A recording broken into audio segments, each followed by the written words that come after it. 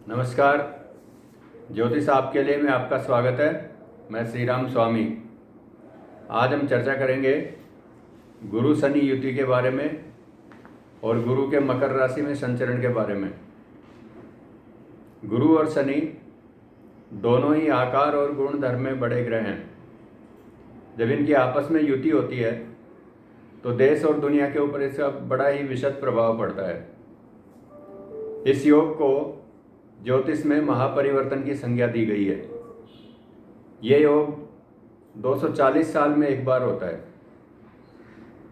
वैसे तो गुरु 13 साल में भ्रमण करके वापस एक राशि में उसी राशि में आ जाते हैं, लेकिन चर राशि में और ख़ास तौर से मकर राशि में, मकर राशि का बहुत ही महत्व है। मकर राशि चर राशि है, पृथ्वी तत्व राशि है, और शनि और गुरु का इसमें जो संयोग है ये विश्व में महापरिवर्तन लेकर के आता है। हम आपके सामने कुछ तथ्य रखेंगे, कुछ आंकड़े रखेंगे। आप स्वयं निर्णय करें कि इस युति का क्या प्रभाव पड़ता है और आने वाले समय में क्या होने जा रहा है। मकर राशि चर राशि है। शुरुआत के 4-5 अंशों में इसका फल, इस युति का जो फल है वो तीव्रता से देखने में मिलता है, और वो हम देख चुके हैं। पिछले 3-4 महीनों में इस युति का फल हम देख चुके हैं।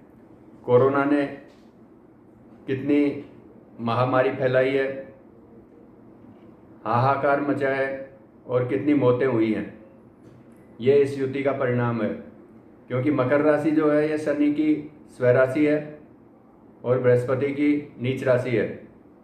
ये अशुभ योग जो है अर्थव्यवस्था भी प्रभाव डालने वाला है, शासन व्यवस्था में भी परिवर्तन करने वाला है।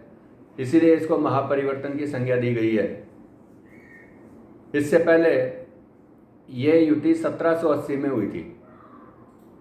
उस समय ईस्ट इंडिया कंपनी का शासन था। 1780 में जब ये युति हुई, उस समय लोगों के जो नैतिक मापदंड थे वो उच्च स्तर के होते थे। पिछले 240 साल में नैतिक मापदंडों में बड़ी गिरावट आई है। और शनि, आप सब लोग जानते हैं कि शनि दंडनायक हैं, कर्मों का दंड देते हैं।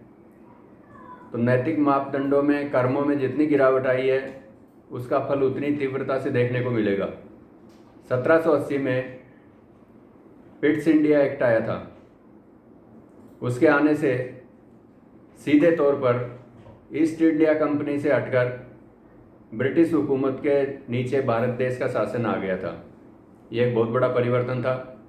शासन व्यवस्था में बहुत ही बड़ा परिवर्तन था। अतः अब ये युति अंशात्मक रूप से 22 दिसंबर के आसपास, 22 दिसंबर को शनि और बृहस्पति लगभग एक ही अंशों के आसपास होंगे। इसलिए आप स्वयं अनुमान करें कि अभी आने वाले समय में और क्या होने जा रहा है।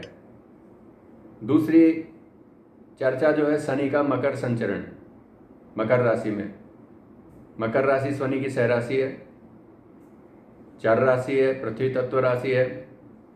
लेकिन विचित्र बात यह है कि इस राशि में पड़ने वाले तीनों नक्षत्र, उत्तराषाढ़ा नक्षत्र के 3 चरण, श्रवण के 4 चरण और धनिष्ठा के 2 चरण, ये तीनों जो नक्षत्र हैं शनि के शत्रु नक्षत्र हैं। उत्तराषाढ़ा का स्वामी सूर्य, श्रवण का स्वामी चंद्रमा और धनिष्ठा का मंगल, तीनों ही शनि के परम शत्रु हैं। इसलिए शनि यहाँ उद्वेलित अवस्था में रहता है और अच्छे परिणामों की उम्मीद नहीं की जा सकती है। इससे पहले शनि मकर राशि में 1962 में आए थे, जब चाइना वार हुआ था। चाइना वार की स्थिति आप सभी ने देखी है, सुनी है। मकर राशि का शनि उस समय थे। उसके बाद में शनि 1990 से लेके 1992 मकर राशि में रहे। 1990 में गल्फ वार हुआ, खाड़ी युद्ध हुआ।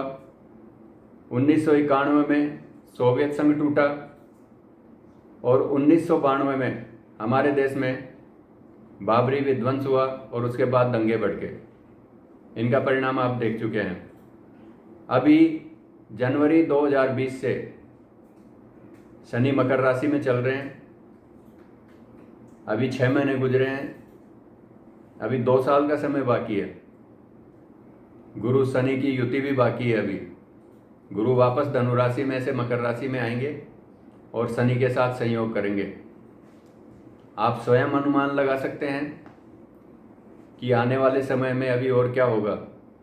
शासन व्यवस्थाओं में सुधार होगा, अशुभ युति है, कुछ अप्रिय टैक्स लगाए जा सकते हैं जो लोगों को पसंद नहीं आए।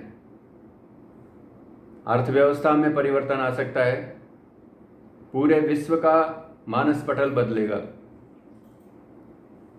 हम देखते हैं व्यक्तिगत रूप से भी, जब किसी की कुंडली में जहाँ शनि बैठा हुआ होता है और वहाँ पर बृहस्पति गोचरवश आते हैं, उस व्यक्ति के जीवन में आमूलचूल परिवर्तन आता है उस वर्ष में। किसी की भी आप कुंडली देखें जहाँ शनि और गुरु आपस में मिलेंगे गोचरवश, और ये हर 13 वर्ष बाद होता है, तो उस समय उस व्यक्ति की कुंडली में गुरु के संचरण के कारण से, शनि के ऊपर से गुरु के निकलने के कारण से एक तरह से टर्निंग पॉइंट रहता है, उसमें बड़े परिवर्तन आते हैं। इसी तरह से हम उम्मीद करते हैं कि विश्व के परिदृश्य में बड़े परिवर्तन आएंगे। महापरिवर्तन चल रहा है देशों में, व्यक्तियों में, उनकी आदतों में, और यहाँ तक कि पशु पक्षियों में भी परिवर्तन देखने को मिल रहा है। इसलिए अभी आप आगे देखते रहिए, क्योंकि पिक्चर अभी बाकी है। आज के लिए इतना ही। अब आज का विचार बिंदु, पिछले एपिसोड में हमने उंगलियों के बारे में बात की थी। आज हम बात करेंगे अनामिका उंगली के बारे में। हमारे हाथ की तीसरी उंगली, अक्सर यह मध्यमा से थोड़ी छोटी होती है, लेकिन असामान्य रूप से अनामिका जब हमारी बढ़ जाती है, लंबी हो जाती है, आदमी अति महत्वाकांक्षी हो जाता है। बहुत ज़्यादा बढ़ जाती है तो आंखों से अंधा भी हो जाता है। अंधा 2 तरह से होता है, एक तो दिखे ही नहीं, आंखों से अंधा हो जाए।